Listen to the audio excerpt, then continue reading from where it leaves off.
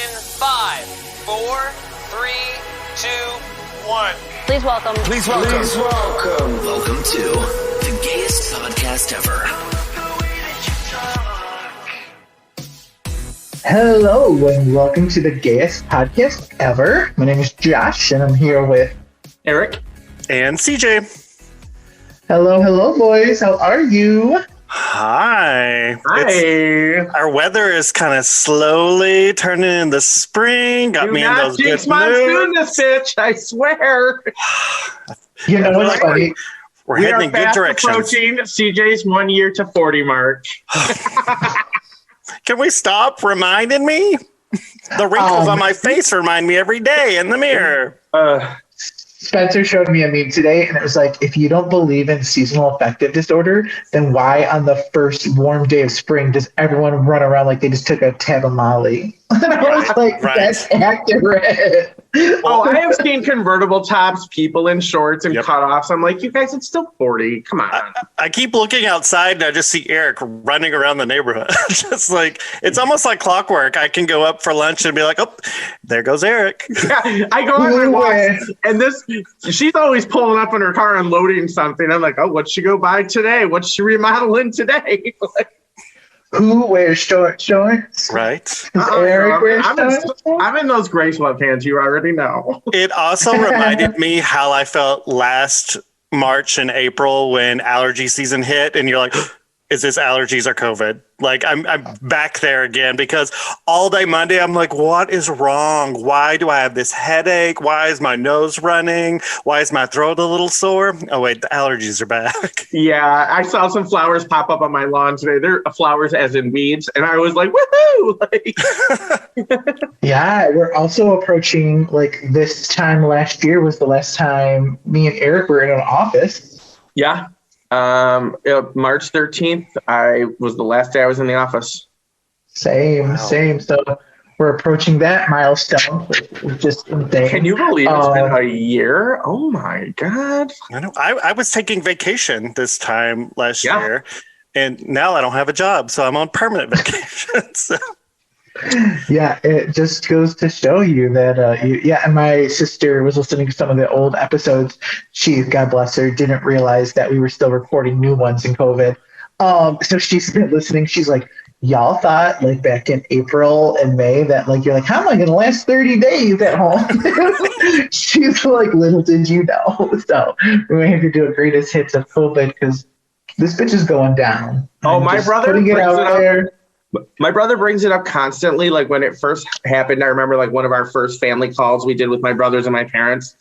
My brother's like, this is going to go on for like at least a year. And I was like, a year? Like, you're insane. I'm like, get out of here. And then he's like, probably like the fall after, if you want to be honest. And I was like, there's no way. And then I'm like, yeah, probably like October. Like, I've just accepted it. This is my life. Like, we did hit those like certain stages of like, we went through the denial stage, the like depression stage. Then there's a little bit of hopefulness. We got summer back. We're like, we're free. Yeah. Are these the stages of grief? Right. Or acceptance of death or something terrible? Acceptance of COVID.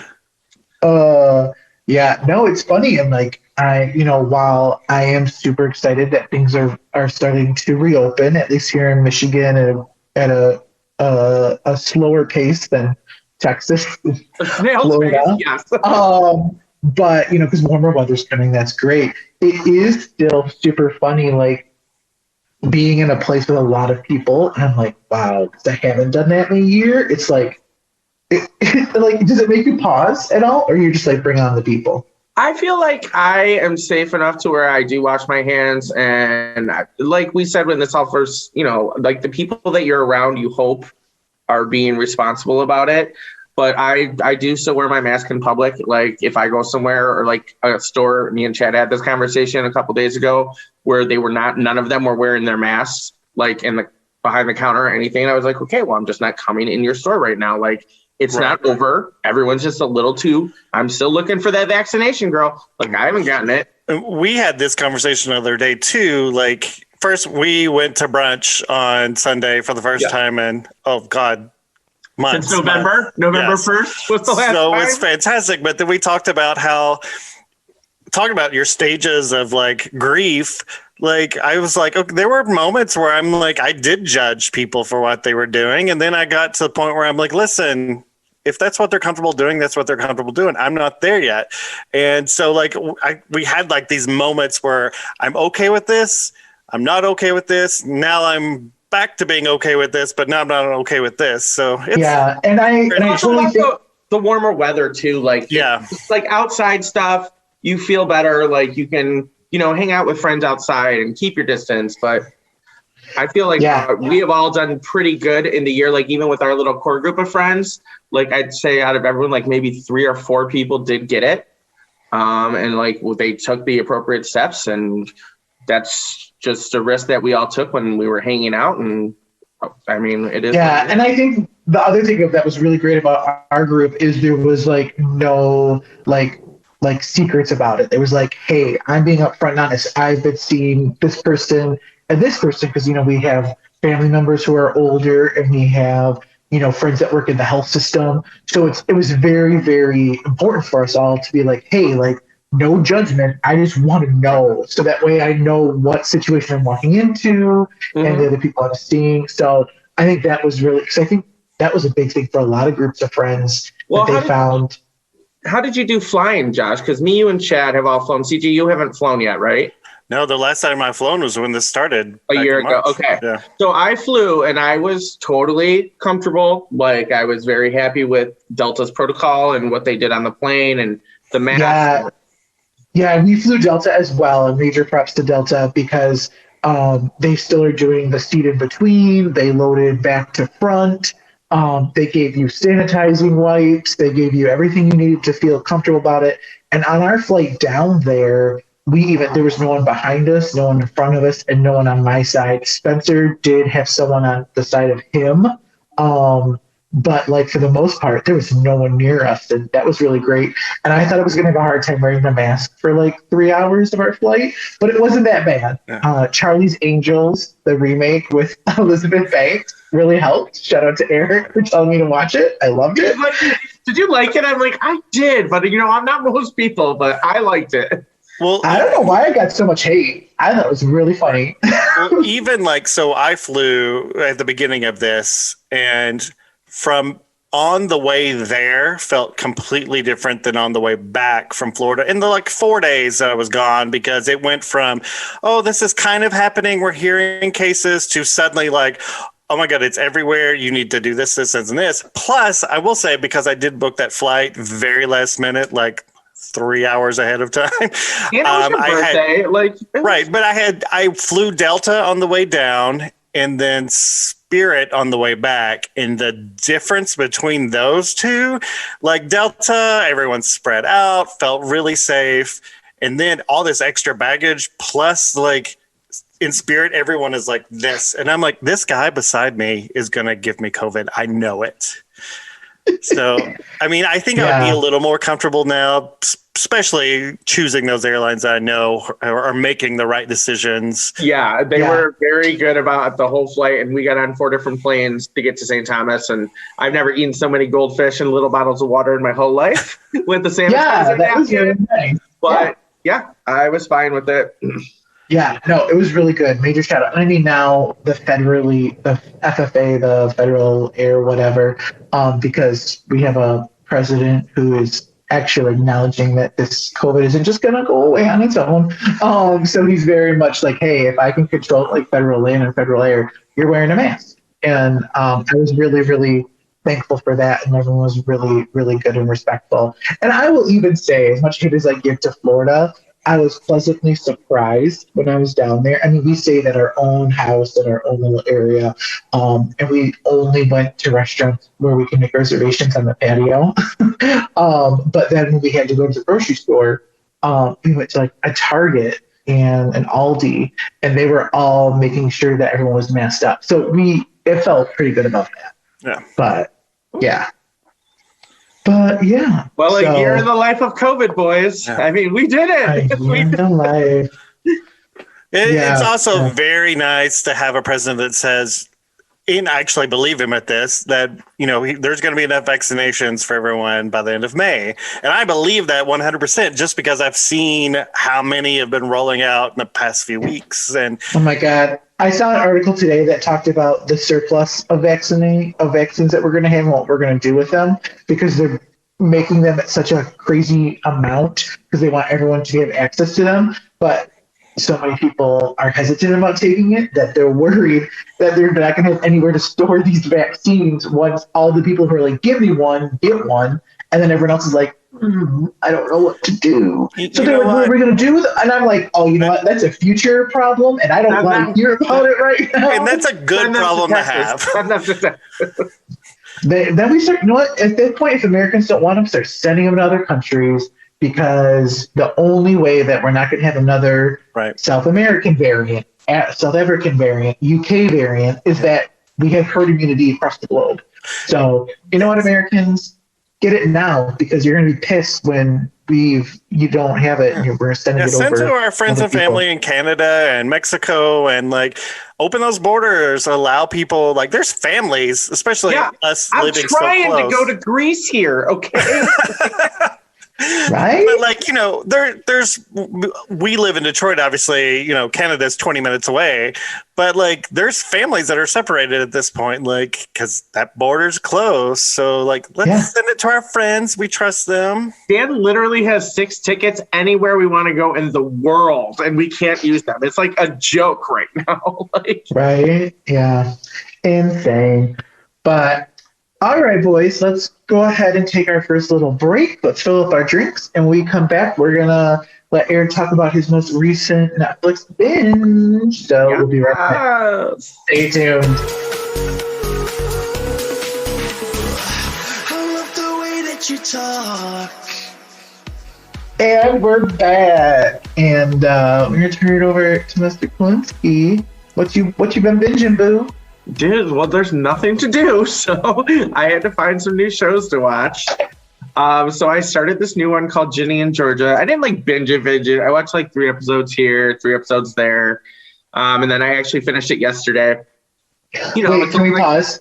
Yeah. Can we pause? Because everyone should know when Eric binges a show, he does it in 24 hours. Yeah. He legit does it all day, on a Sunday, all day on a Monday, and then finishes the next day. It is legit.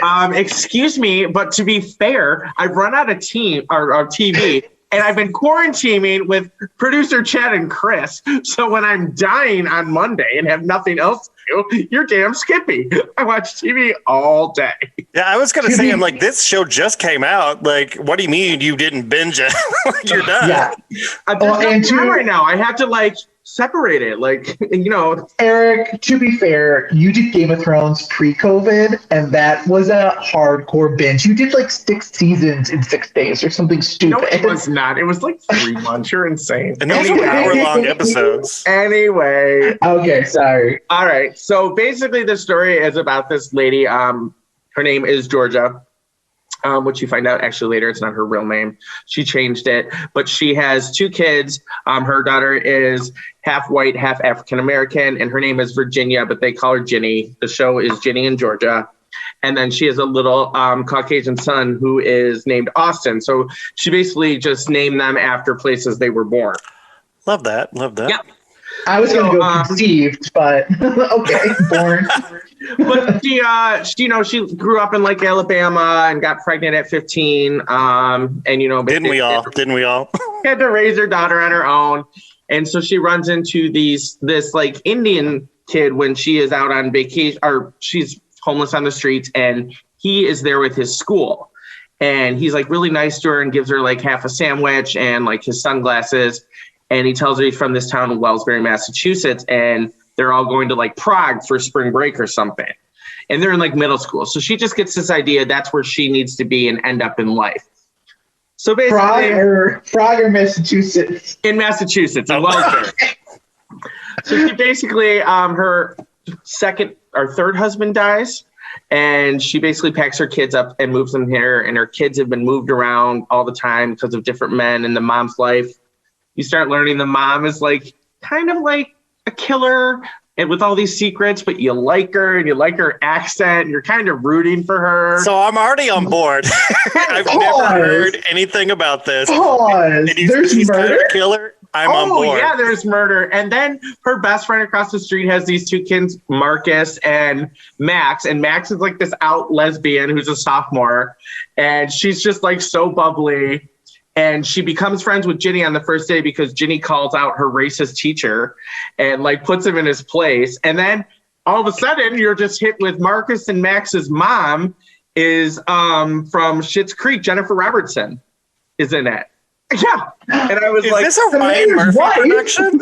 I was like, I'm sold. And then there's a love story between Max's brother Marcus, and he's like this stoner skateboard kid, but you find out like his friend died, and that's why he's so dark. And then she's also going out with this kid Hunter, who's like this Taiwan kid, and he writes this like love song for her, and her YouTube video goes viral, and she has all these friends, and then everything starts to fall apart when her dad comes back into it. It's just a lot. This is a lot. And then Scott Porter's in it, and he's the mayor of the town, and he likes her, but she also runs into the Indian guy who runs the coffee shop in town still. And then the baby daddy comes back in town. Yeah. From Friday Night Lights? Yeah, Scott Porter's in it. This is a lot to process. This is a lot. I feel like I've watched the promo for this on Netflix. You know how when you turn on Netflix on like one of your Roku stick, it starts automatically. I feel like they downplayed the murder part of this, and that usually ropes me in. I'm not talking like murder, like you see like a bunch of like killing. Like it's more of a she put a deadly plant in a smoothie and killed her husband. Well, like a Wisteria Lane murder? And then there's a private investigator, like a Wisteria Lane murder, yeah. Is this a Mark Cherry production? But it's all about, like, it's got, you know, teen pregnancy and racism and murder, secret sexuality.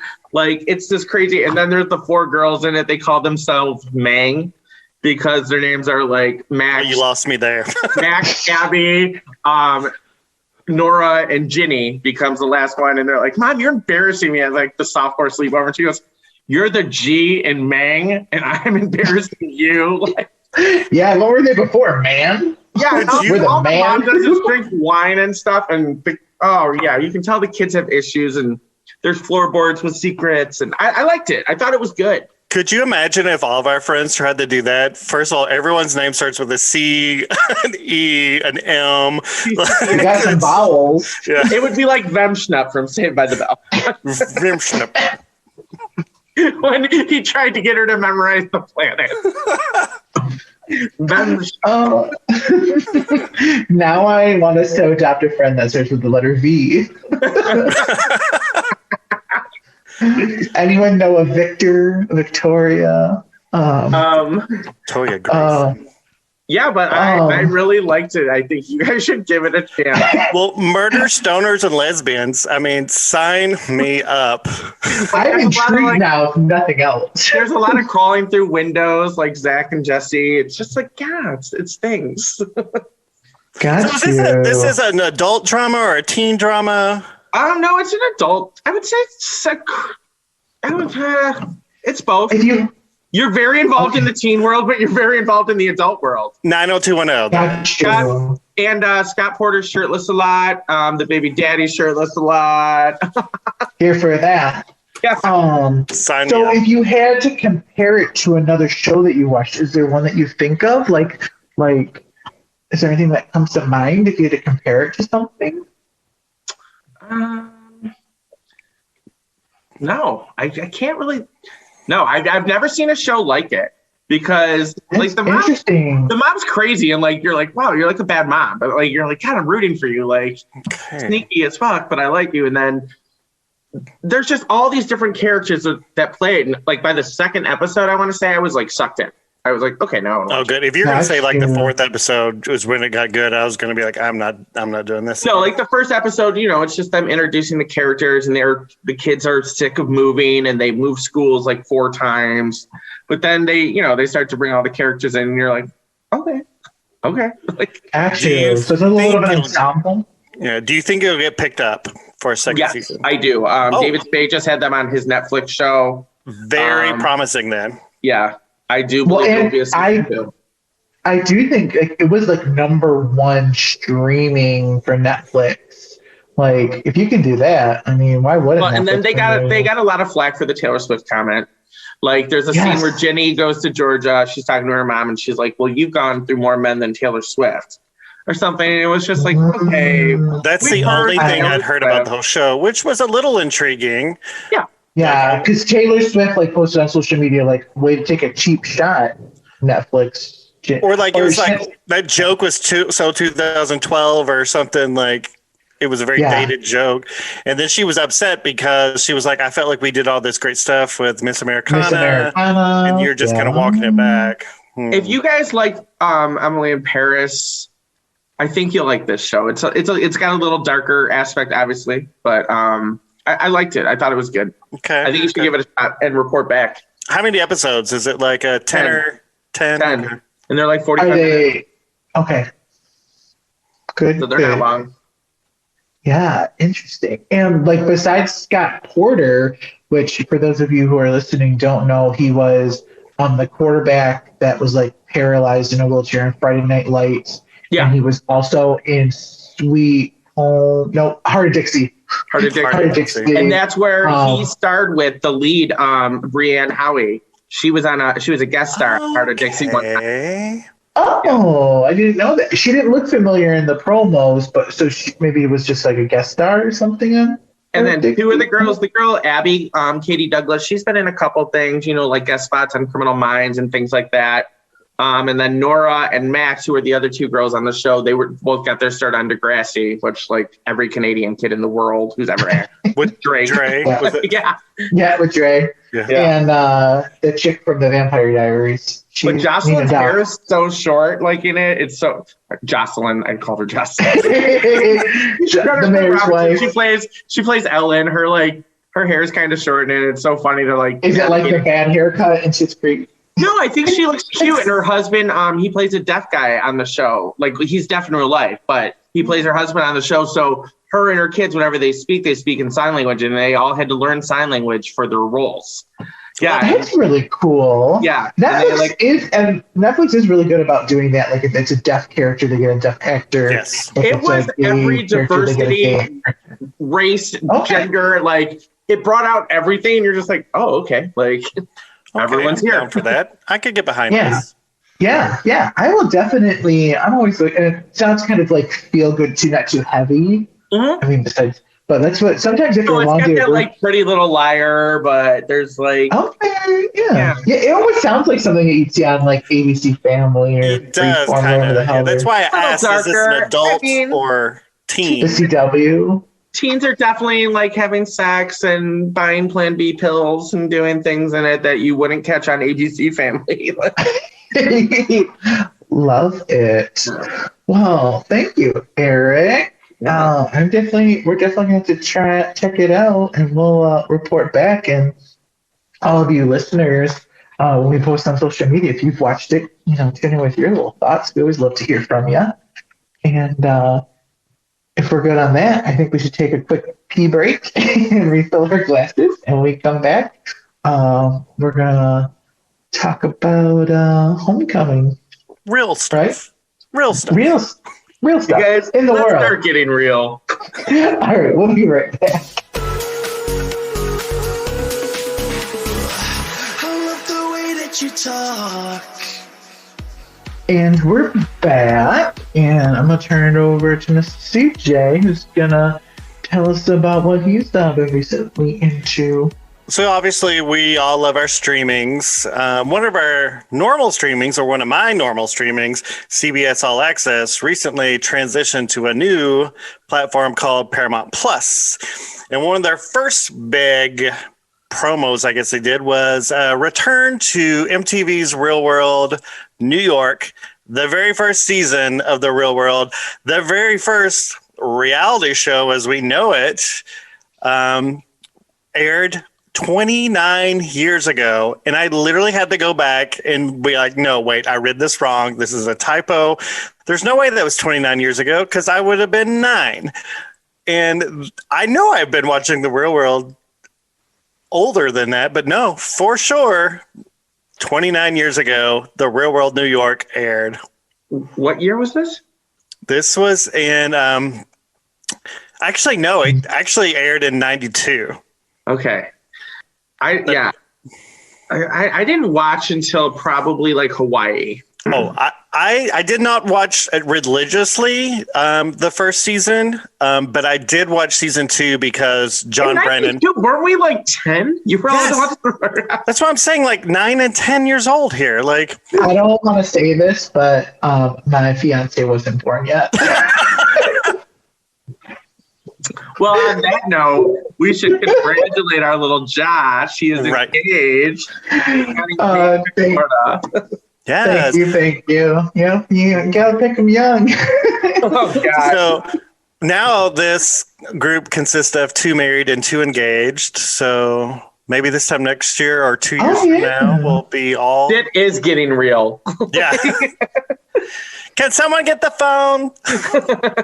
Yeah, well, But the only reason, so back in 1992, though, like, think about it, like, these shows worked and stuff because there was no access to cameras and, they didn't let them have a TV in the house and they were limited on their phone calls. Like, that just stirred drama. And they're like, here's all this alcohol. Right. Well, and here's the thing. Remember they had like a phone booth room, and if you wanted to make a call, you went in the phone booth room, and it was all recorded on camera. Girls, I can tell that, first of all of you have been watching later seasons, because in season 1, there was no phone booths, there was no confessionals, there was none of this. So let's just start it back. So okay.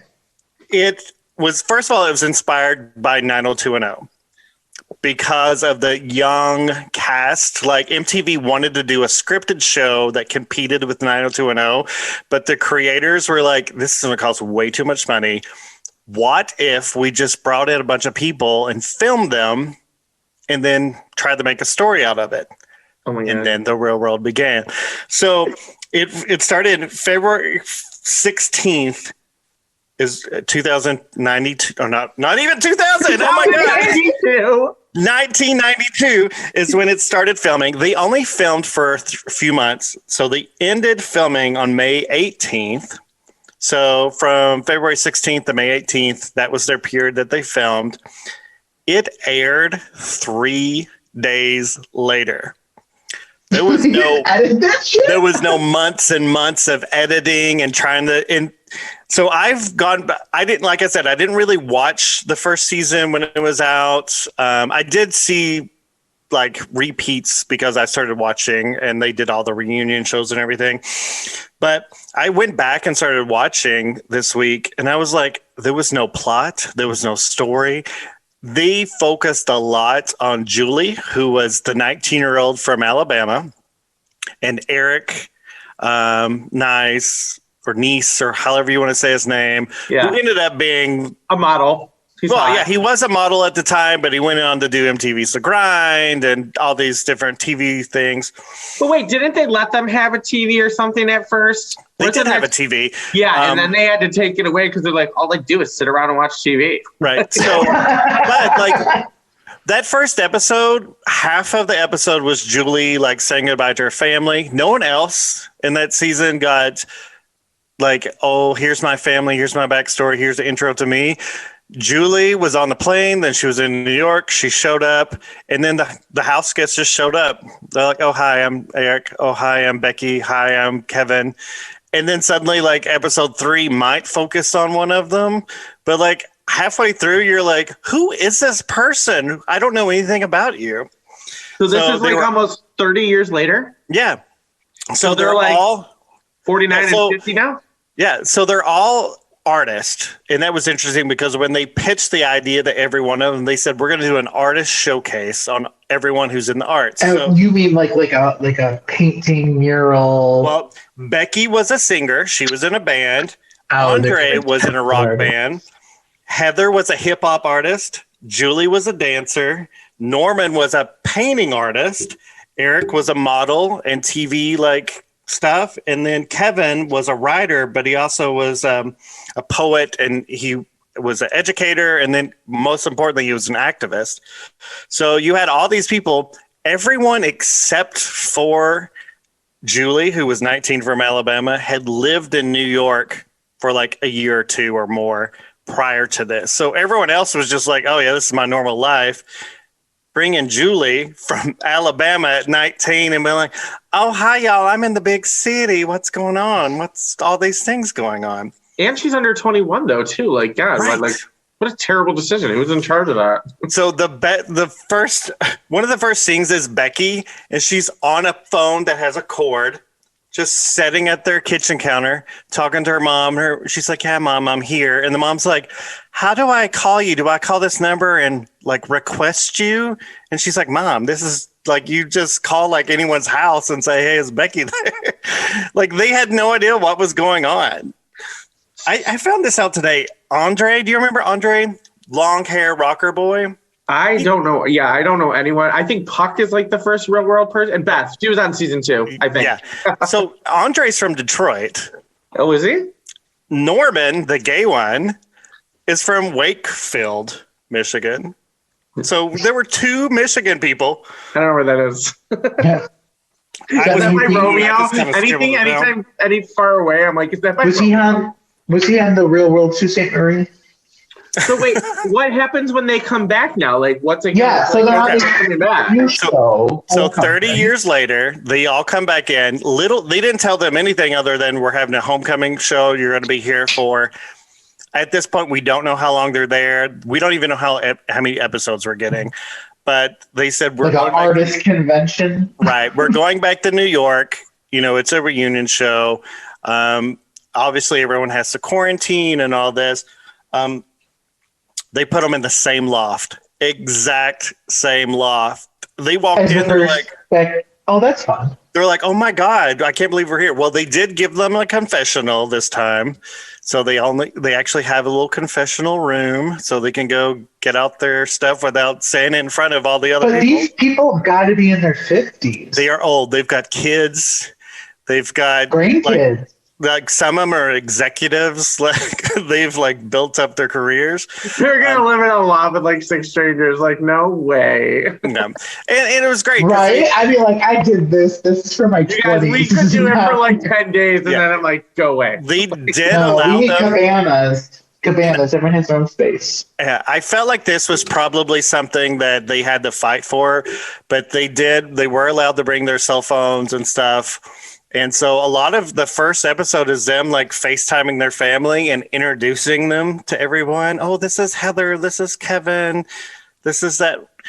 So they're all moving in the house looking like at this point grandparents almost. I'm picturing the Golden Girls. Like, Right. I am picturing cheesecake on the lanai Pretty and much. dishing. But they're like, where is Eric? Eric was the first person that moved in last time we were here. Where's Eric? Well, they're all there and the TV comes on. It's like special message and he's on the TV and they're like, what's going on? Where are you? And he's like, guess what I have? He tested positive for COVID. So they were like, well, how's this going to work? And so they keep him in a hotel room. And then he has full access to the house. They have full access to him. They need to go talk to him. They just go find a TV. There's a camera there. And they can be like, hey, Eric. Hey, All right, I would say our Eric would be like, "Oh, you on Zoom? I ain't dealing with you. Bye." Eric would be like, I've got this God, back we're here. gonna talk about this when I get there. You ain't saying it's my face over Zoom. But they bring up about a lot of stuff that was happening back in the day. And it kind of blew my mind how not different our world is. So the Rodney King death happened at that time. That was the first Black Lives Matter movement without calling it the Black Lives Matter. And they're like rehashing this. And you really thought, well, this is 30 years later and nothing has changed in society. Technology's changed. Yeah, we've advanced a little bit more, but like politically, things are still the same. It was a big wake-up call for me. I could not believe that. Minimum wage is probably still the same. MTV Yeah. opened eyes to a lot of things with a lot of the real world. Like, you know, bringing on Pedro with his AIDS and, you know, Danny from New Orleans, like coming out and dating a gay soldier. But Don't Ask, Don't Tell. I didn't know what blur his face out. That was huge. I didn't know what Don't Ask, Don't Tell was until the Real World New Orleans and Danny's boyfriend was in the military, and they could not disclose his face because he would get discharged from the military. Yeah. And I was like, wait, when people what? would go on that show and like the belief that they thought, like, you know, Julie was Mormon from her Mormon, yeah. And, like the way people would open themselves up to like people and change their views. I thought that was Real World really opened a lot of eyes. And if New York started it, like I was talking to CJ, if they're going to do this with a lot of the cast and bring them back and, or maybe just start over, because it was a huge show. Well, the biggest thing from episode 1 of the original cast was Heather's pager went off, and Julie, being from little Birmingham, Alabama, said, "Are you a drug dealer? Why do you have a pager?" And that was a big deal. They're like, okay, first of all, a lot of people have pagers. Second of all, I'm black. Like, those are things you don't say to people. Like, and Marcia Julie, said that to me. just being a little She's small like, "Why town do you need a girl, pager?" didn't know any better. And a lot of that came up. And I think that's where MTV's like, wait a minute, now we need to start pulling people from different areas of the country and a different world and putting their lives together to see what happens. Well, and I have a question. Their minds. Absolutely. So do you guys still, like, clearly it was needed in a pre-internet age. Do you still think it's needed in an internet age where you're getting TikTok videos and you're getting YouTube videos and you're getting Instagram posts from people of all different walks of life? Like that, I mean, that to me is like introducing us to a lot new worlds, and clearly like videos are exposing us to a lot more on TikToks and YouTube and stuff like that. But like, I think that's why it was so popular back in the 90s and early 2000s, is because as someone who grew up in Midwest and Michigan and didn't have exposure to gay people, to Mormons, to, you know, a lot of different ethnicities, you know, it was so eye-opening, and I thought it was amazing. I think it's a very reality TV in itself and access to what we have. I think it's a very double-edged sword. Like, yes, it gives voices and stories of people who wouldn't necessarily reach certain parts of the world. But then again, we also have people that are now, they have a voice, and maybe you shouldn't have a voice. I don't want to take anyone's freedom of speech away, but like, we've got too much access to information, and people are becoming famous for their viewpoints. And it's like, we're almost moving a lot of backwards. white noise. Yeah, a little ass backwards here. Like, the word now we've got influencer representatives. upsets me. What's that? The word influencer, like I just What is your job? like we're kind of moving backwards a little bit. Like, technology is moving forward. Yeah, exactly. I get upset, Eric, with the term influencer, because, like, you know, these people who are like, "Oh, I'm an influencer. You should, you know, give me free product and promote this and that." And I was like, you know what? Maybe we should take back the word influencer for someone like a Michelle Obama, like a I'm just blinking at words right now because influencer should never be a job. It should be something that you're passionate about and you're born I would with. smack one of you so hard if you were like, "I'm an influencer now." I'd be like, "Oh, influence this." Right. Right. Like no, like, and maybe we're I'm gonna go viral, bitch. Catch me on TikTok. How about that? Yeah. It's really upsetting, or I shouldn't say upsetting. It's just really disheartening when, you have people who could really do a lot of good. And, you know, I've been watching a lot of Instagram videos and reels and all of that about like the Asian crime, or the crimes being committed against the Asian culture right now. Right. And like Gemma Chan, who was in Crazy Rich Asians, and Captain Marvel and stuff like that. And there's a girl, Amanda Nugent, and I really apologize if I pronounced her name wrong, but she was on Time 100. She's really great. Like, these are influencers. Like, these are people that we should be looking for. But yeah, I get it. I mean, but like, you know, MTV Real World and stuff really opened a lot of people to like go into who they were as a person and, you know, come out with their true feelings. And they opened up a lot of conversations. Right. And I think kind of, you know, it was scripted, but unscripted, like to where they could edit it and put stuff out there, but it also broke down fourth walls, when the one guy fell in love with the producer. But like now you have like shows like the Kardashians, and it does show that women can be strong and stuff. But right, the creators of the Real World also went on. They did the Kardashians. That's the same people. Like but like it's just like then you have shows that like The Bachelor, and like this is teaching what little girls what love is like. Like come on. I think we went from a real reality series to now a scripted reality series, which is not reality whatsoever. That's real. Right.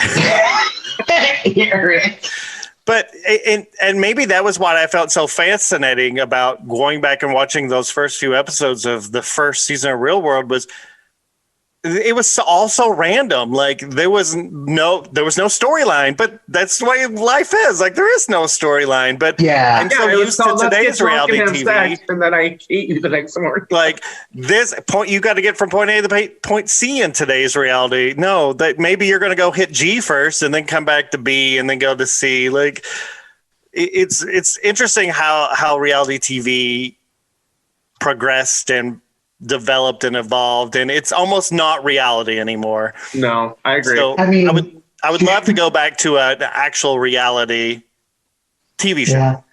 I mean, our last president was a reality TV show star. We saw how that worked out. You're fired. But yeah, super interesting. So Real World New York Homecoming is on Paramount Plus. Paramount. If you used to have CBS All Access, you have Paramount Plus.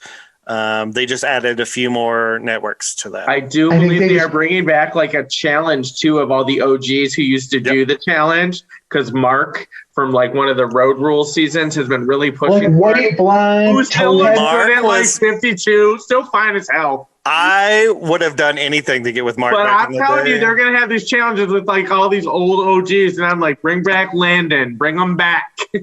Oh, my God, Landon. Oh, my gosh. Oh, my gosh. I have a group chat with some Spartans, and that's what we did in college. Like, we would all gather together, like how Erica, how you get together with Alyssa and watch it. Every week. Yeah, that's how we did it in Michigan State. And literally the day that Paramount Plus switched over, my one buddy like texted me, he's like, FYI, everyone, it's now Paramount Plus. You get the first month free, and they have all of the previous challenges to watch. The challenges. He's like, if you are looking to. Oh yeah! If they went back, all of them. What am I talking about? No new TV. Yeah, there are 33 episodes of The Real World, by the way. Oh my God! 30 seasons. Yeah, 33 seasons yet. 33 episodes. One season's an episode with Eric. Sounds like somebody needs a refill. Too good, guys. Awesome. Well, thank you so much, CJ. We're going to take a quick break, and we come back. We're going to talk about the most recent royal interview. So stay tuned. Scandalo. I love the way that you talk.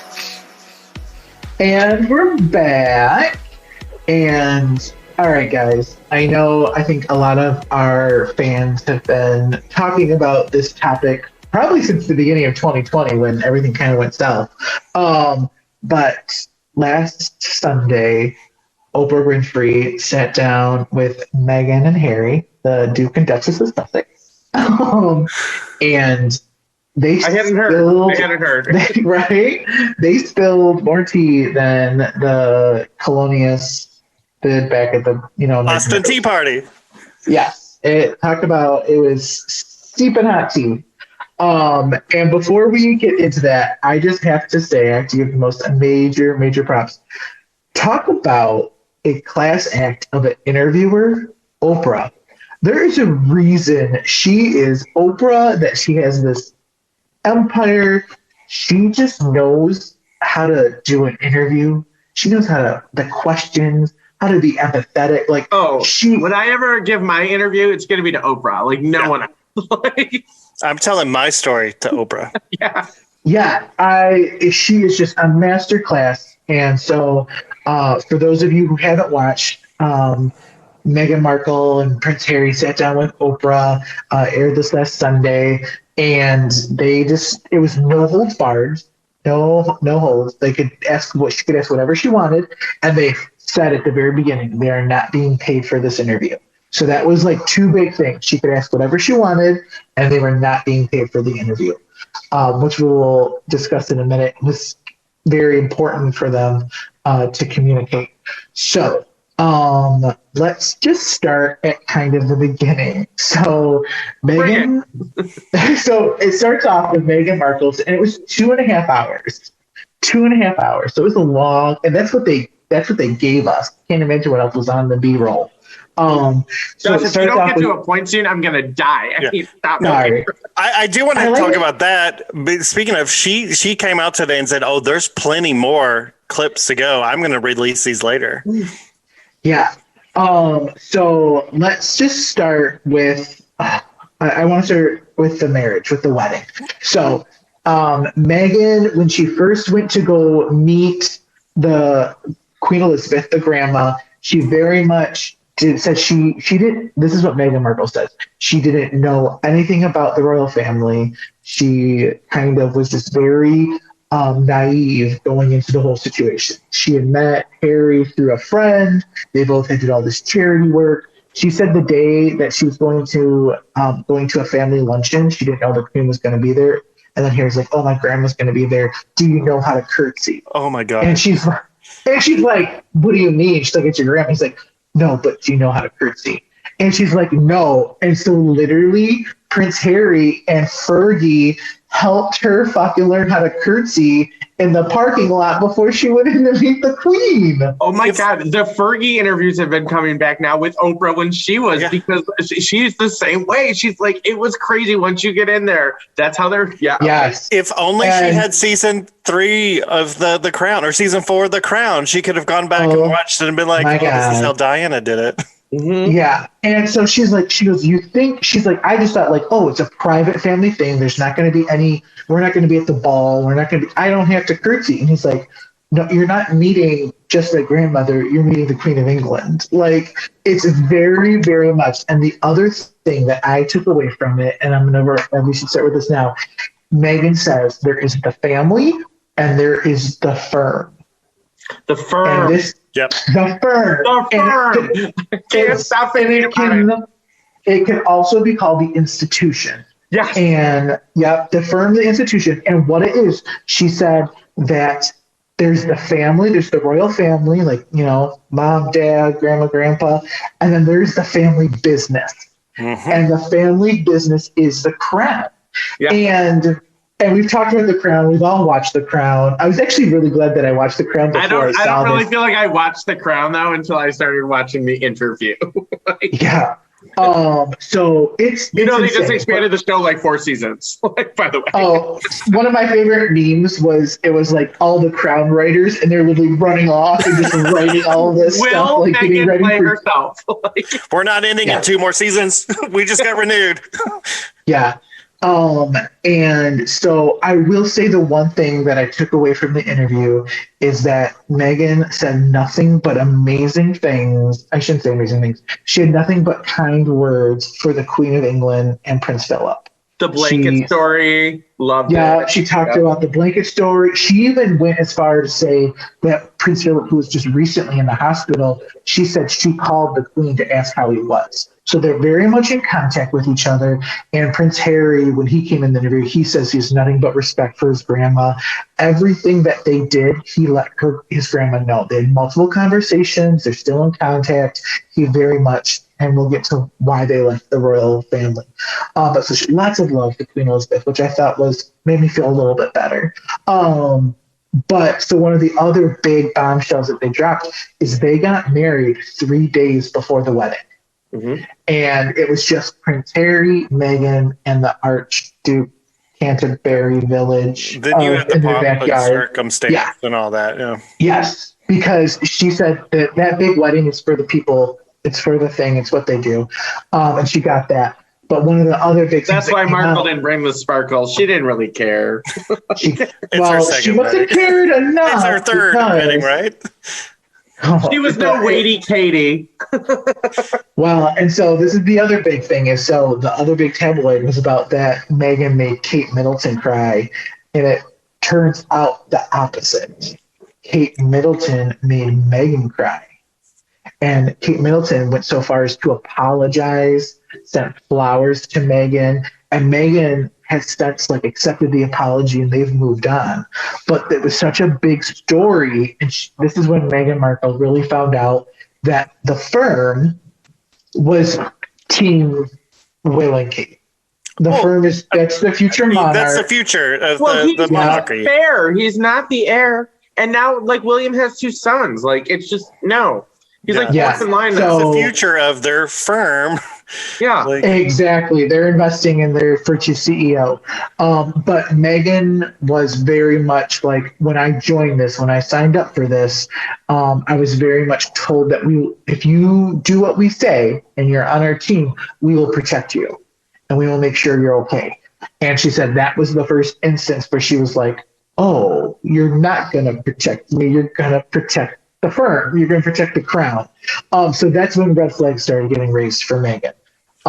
And then it went through a very, very dark spiral as they started doing their tours. They did an Australian tour, which, funny, Oprah brought up the crown. She was when they started talking about the Australian tour, I remember Diana was very much everyone fell in love with her. Mm-hmm. And Harry even said, he goes, I think that the family was a little bit jealous that Meghan did so well on it. And he goes, this situation very much reminded me of my mother's and what she went through. So I thought that was interesting. But then this is where she got pregnant with Archie. And at the time, they didn't know whether it was going to be a boy or a girl. So they referred to it as the baby, but we know it to be Archie. And the family told them that they were not going to give Archie a title. They were not going to make him a prince, which does not fall in line with the current how it works. No, it does fall in line. Well, right now, until Charles becomes king. Right. Then when Charles becomes king, any grandchild should be labeled prince or princess. And I think that's where the confusion comes into place, because there's a lot of people that are reading the stories and they saw the interview, or maybe they didn't see the interview and they're reading the stories and they're like, well, Meghan should have known this. This is the way it is. The only grandkids that get this title are the heir, which is William's children, until Charles becomes president. And then they go from a great-grandchild to a grandchild. And then once you're a grandchild, you can get that. That's why we had Princess Eugenie.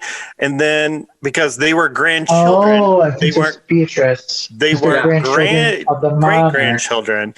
But there was rumors that they were saying that they were going to make it so that even once Charles became king, if that happened, then Archie was still not going to be a prince. And that, I think, is where the conflict comes into place. So as of right now, the current protocol, quote unquote, yes, Archie's not a prince. It's always been that way. Until Charles becomes king, will he become a prince and inherit that title. And one of the big things, fallouts of that happening is that if you don't have a title, you're not part of the firm, you don't get security. And that's where Meghan and Harry were like, what do you mean no one's going to protect our child? You see how the paparazzi are. You see how, he's still this is still the great grandson of the Queen of England. But didn't they offer to give him the title Earl of blah, blah, blah? They didn't talk about that in the interview, and I didn't research that, so I don't know that.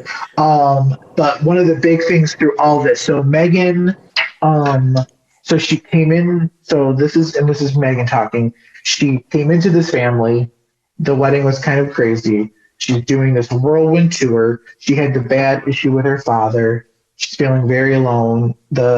She reaches out to the firm and says, you know what? I think I need to see a doctor. I think I need help. I'm feeling very depressed and this and that. And they were like, no, that's not something that you can do. You can't do that publicly. Think how it would look, this and that. And so that helped. Public issue, because that's going to get leaked out. Yeah. So she went even she went even as far as to she was feeling suicidal. And I'm sure hormones were playing a huge role in that, but as well as like she just is, a human being and thrown into this huge new crazy thing. And so that was crazy. And then on top of that, a family member came to Prince Harry and had concerns about the baby's skin tone. And that's when release that name. They will not release that they name. won't. And so Meghan said she wasn't gonna. And then when Harry came on later, Harry goes, it would be devastating. And so I won't do that. Right. And Oprah went as far as the next day, yesterday, she went on CBS this morning, and she said she could say that she knew it was not the Queen and it was not Prince Philip. Yeah, I believe that 100%. I think it was Charles. Absolutely, is it Prince Charles? You think it was Charles? I'm just going to put it out there. I 100% think it's Prince Charles. They've been working on their relationship. Interesting. I think William has to have some certain relationship with Charles where he's a little bit afraid. I think Harry was more Diana. And let's face it, I mean, when they were older, or with 1997, William was what, 15? 97? Yeah, he had to be 14, 15. He's our age. Yeah, he's our age, yeah. Harry was 10 or 11. And he walked down that street with his mother's coffin. And he grew up as basically, they were grooming William for king already at that age. So he probably just pushed aside. And let's face it, Harry got way hotter. He does have the balding. He's starting to get that little bald. Yeah, he's got that bald. Spencer was he's like, I can't tell by the sunlight. I go, oh, honey, that's balding. As a fellow bald man, that's a bald spot. I mean, the Spencer family, the patriarch of that was bald. So that's where that gene comes into place through Diana. Bring it back to Real Housewives, but you guys always bring it back to Brittany. But Carol Radziwill, who was Kelly, get it right. Whatever. Real Housewife of New York. She was married to Anthony Radziwill, whose mother was Lee Radziwill, who was Jacqueline Kennedy's sister. And she was talking about how this is pretty much how Carolyn Kennedy was felt when she met John and married him, and leaving the apartment. And she was scared because Kennedy did not go the way the family wanted him to go. So he gave up a lot of his stuff, and she said it was a lot of the same way. So, I mean, that's got to be scary as hell if you're a woman who can't even leave your apartment and you have these two young kids, and this main family is telling you they're not going to protect you. Well, in the Kennedys, it's the closest thing we have as Americans to our royal family. Yeah. Yeah. Well, and what's even crazier that Meghan Markle told me, I told Oprah. If he pops up on this chat right now, I will. And welcome our special guest. Former Duchess of Sussex, Meghan Markle. No, she said that when they officially left, the royal family, that's when she got back her passport, her driver's license. When she joined the royal family, you had to turn over everything. And I was like, you think you have no credit cards, you got no nothing. You are stuck. You are trapped. So that back on I get they're coming back to America and get it, but she can't go back on Suits and go start making out with guys now. Correct? No. Well, what's super funny is one of the royal family members suggested to Harry that Meghan keep acting because there wasn't going to be any money for them. Right, because Harry even said the only thing he has left is what his mother left. Yes. He's been cut off financially. The royal family was cut. They cut them off in Q1 of 2020, and they said. So this is what they said, and I would like to believe them because they felt very honest and very true. Is they said because of the security concerns, because of what was going on, they wanted to step back and not be a full-time royal. They wanted to do it in a part-time capacity, which they said several other senior members of the family do. And they offered to the crown, they said, we'll go to New Zealand, we'll go to Canada, we'll go wherever you want us, wherever you think it's best. We just need some time away from the British tabloids. And, Meghan had the miscarriage, which I'm sure was a lot of stress reduced on her. She's up there in age. She's older. Yep. So they literally, when they went to Canada, they were living in a British house because they were this part-time royal. And then when they were like, "Nope, we're cutting you off. You're done," Harry was like, "We have no home, all I had was the money that my mama had left us." And so that's when Tyler Perry stepped in. I didn't even know Tyler Perry was one of their friends. Right. Is that whose house they're living in? Yeah, they now have their own house, but and here goes on top of it, it's COVID. He goes, it literally was March of 2020. And he's like, I knew the borders were going to be shut down. He goes, I didn't want my family trapped in a house that the paparazzi have given away to everyone, and they're pulling our security detail. So Tyler Perry says, I have a house in California. You can use it. It's fully secured. Like, take it. And that's where Meghan, Harry, and Archie ran off to when COVID struck. And I was like, God bless you, Tyler Perry. God bless you. Medea. I need a Medea royal movie. Medea saves the royal family. I would love that. Medea and the Crown Jewels. I'm Yes. You gotta sell it. But yeah, and so then post that, a lot of their Hollywood friends and acquaintances said, you guys should get on the streaming deals. And that's when they signed the Netflix deal. That's when they signed the Spotify deal. Yep. Because Harry said, on top of everything else, like, we have to make money. I need to be able to pay for my family's security. And he can't just go out and get they're having a little girl. They are having a baby girl. And I hope they name her like some non-royal name. Like you know how all the kids are named like royal names? I hope it's just some out there name. I feel like they got to do a little Diana in there because Charlotte doesn't have any Diana in hers. Yeah. Dirty Diana. Love it. No. No. But yeah, and so like one of the main takeaways too that Harry said at the end is that he has a good relationship with his grandmother. He respects his grandmother. He told her every step of the way. At one point in the interview, he said his dad stopped taking his phone calls. Yeah, I did. Yeah, because he said which is huge. And then the other thing that really broke my heart is he said, when she asked about his relationship with Will, he said, time heals all wounds, hopefully. Huh. So something went down there, y'all. I almost feel like, Charles and William, they know that they're the future of the firm or the industry or whatever you want to call it. And I feel like while the Queen's probably stepping back a little bit, maybe the Queen is decided to be a little more human versus firm. But I think she probably has a lot to play in the system, but Charles and Will are coming in as the new, but she's kind of stepping back like, okay, I can be so nice now, but they've got to really step it up for me. I don't know. This interview has upset like the UK a lot. Right. Like Piers Morgan quit his job today. Well, he needed to quit that job 10 years ago. Literally, now there's like talk that they had this personal relationship and they were talking on Twitter and they met. And then when she met Harry, she basically cut him off. Like the anchor called him out on live TV today.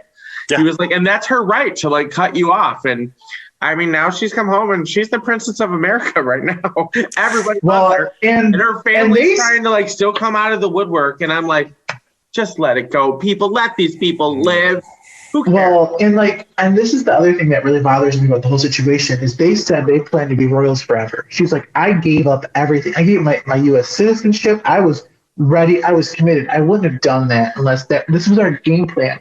We were going to work charities. We were going to be the face of the crown. And I think, and especially, and again, like, I know the show on Netflix, The Crown, is fictitious, but it's very much based on what we know and scenarios. But I very much think that every time The Crown showed a part of the history where they had the opportunity to come to the next generation, where they had the opportunity to grow and to move forward, they misstepped a lot. And I think this will go down as a big misstep in The Crown, because Meghan Markle could have been a really, really pivotal part of this family and showing that, look, we have a woman who is biracial as part of our royal family. We have a grandson who is biracial or mixed race. Remember how excited everyone was when they were getting married? Like, that was a huge thing that the royal family was making steps in the right direction. And then when all this started coming out, it just got crazier and crazier. Then when the interview came, I was like, oh my God, what is going to come out? It's deja vu because we had Diana, who was the people's princess. I feel like Meghan's kind of almost the world's princess, like at least America. Like we have connections to that. Like we get her. She's a little down to earth. She's not born and raised in this society. Unlike Kate. Kate wasn't like a part of the royalty, but she was there. There was the Diana aspect. She was like groomed almost. Yeah, she was ready 100%. She knew exactly what she had to do. Where Meghan Markle was like, this is my story. That I'm going to live. She was our little Grace Kelly, I think. Right? Yeah. Yeah, and she just she was biracial, and that she brought this whole different aspect of not this proper upbringing. Like she had been divorced, and we thought, oh, they're accepting her, and her and Harry and Will and Kate are going to work together. And I don't know. I was sad. I hope the boys work it out. I really do too. And I think we can connect it back to the real world situation. Like I think this real story of hers got a little too real for the royal family. They liked having here's a scripted version of our real world, where Meghan came in like, no, this is actually how it is. Like this is the real world. Kate is very by the rules, and obviously, she is what they wanted Diana to be. They wanted that for her. Exactly. Where she is going to want a good employee. They want a good employee. Employee of the month. Yeah. And, it's fascinating, that this institution still exists and that it's still going on. But I really, in watching the interview, what they said, how they conveyed it, I believe them. I mean, we have no reason not to. Who would give that up? Right. And so it's just, I'm happy for them. They seem very happy. Clearly, they're having this baby girl. They're very excited. To be honest, though, I'd rather live in like Brentwood than I would in like England. Yeah, they're in, I think they said Malibu. Yeah. Did you see the James Corden interview? No. Oh, it's super cute. You should watch. Harry's very down to earth in that. He goes inside someone's house and pees. He's like, "Excuse me, I need to go use the loo." We saw Harry in Vegas. He has a good time. So, yeah. And like she calls him H. She's like, H. And I was like, oh, look how informal this is. James talked about that too, because he goes, I want to call Meg. What's she under? And he goes, just M. Like, can I call you M? Like. And what's funny is Meghan also commented she doesn't read the news. She doesn't read the tabloids. She's not on social media. That would be way too much. She said it's too much. And when Oprah said Meg's it, she looked at Harry and goes, they really can't put Meg with anything, can't they? Like she had never heard of Meg's it. And I was like, yeah, if I were them, I'd find like some little house in like Greenland, like halfway between. Just leave me alone. Hang out with the Becks and with the Perrys and the Oprahs. Right. Live your best life. Just find you a good subdivision with a gate. Yeah, right. Security, clearly. And so the last thing I want to end with, I just thought it was the most sweetest thing ever. Oprah, again, masterclass in interviewing, was just, she asked, like, what is Archie saying? What's he doing? And they go, he, anytime someone leaves the house, instead of saying goodbye, he says, drive safe. He's 2 years old. He's 2 years old. He's like, drive safe. And I was like, it's just the most little British. I can just imagine this little, like, cutie, drive safe. And it just broke. It like melted me in so many different ways. I forget what Harry said his first words were, but it was not like mama, dada. It was something crazy, like. But maybe that's what he's heard. Exactly. I'm saying drive safe to you guys, like when we would leave the podcast in the studio. I hope to see him soon. No, and I think also, that totally, every time I leave my parents' house, my mom still tells me to drive safe.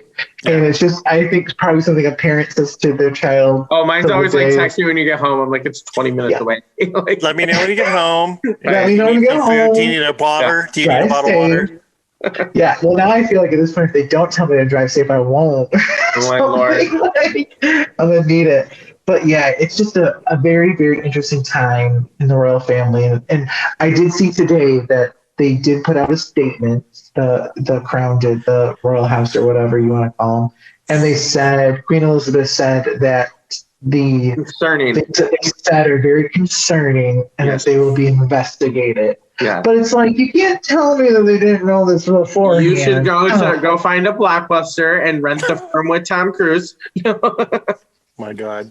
Yeah, so it's very interesting, but it's hard because, again, I think Meghan Markle, what she said very much is that the British tabloids wanted to paint a hero and a villain, and they're just, Meghan is the villain and Kate's the hero. And She's not. She's America's princess. She's home where she belongs. Right. yeah. But yeah, so that's everything. Meghan and Harry, can't wait to hear all of your comments and your thoughts on that. We're going to wrap up this episode, but thank you so much for tuning in. We love you all. Thank you for bearing with us in this previous year as we've learned how to navigate doing a podcast remotely. We love you. The best way to say that you love us is to rate, review, subscribe, share with a friend, share with a coworker. We love you so much. Until next time. Bye. Bye. Bye.